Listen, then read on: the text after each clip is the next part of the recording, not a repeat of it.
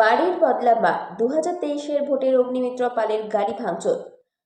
অন্যায়ের প্রতিবাদ করতে গেলেই পশ্চিমবঙ্গের মুখ্যমন্ত্রীর একটি হাতিয়ার পুলিশ, আর সেই পুলিশ দিয়ে অযথা কেস দেওয়া বিরোধী দলের কর্মকর্তাদের।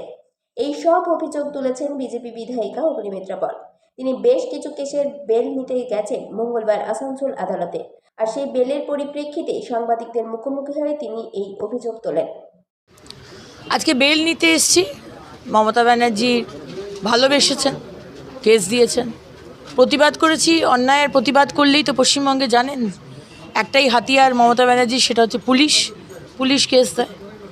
2023-এর বাই ইলেকশনে আমার গাড়ি ভাঙচুর হলো, কেসটা আমাকেই দিল। আমাদের কর্পোরেশন ইলেকশনে আমাদের কার্যকর্তাদের ওপর অত্যাচার হলো, কেস আমাকে দিল।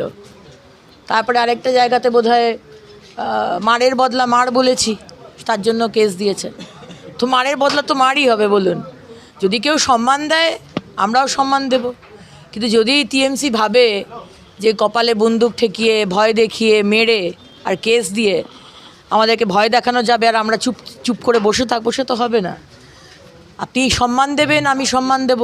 আপনি ভালোবাসবেন, আমিও ভালোবাসবো। কিন্তু আপনি যদি মার দেন তাহলে আমরাও তো মার দিতেই হবে না। তাহলে আবারও বলবো, মারের বদলা মারই হবে। বেলের জন্য অ্যাপ্লাই করা হয়েছে, একটা বোধহয় কিছুটা এগিয়েছে, বাকিগুলো হয়ে যাবে নিশ্চয়ই। আদালত আছেন আমাদের মাথার উপরে, সেই জন্যই আমাদের ভরসা। ভারতীয় জনতা পার্টির কার্যকর্তারা আমরা কাজ করতে পারছি কারণ আদালত মাথার উপরে আছেন, সেই কারণে।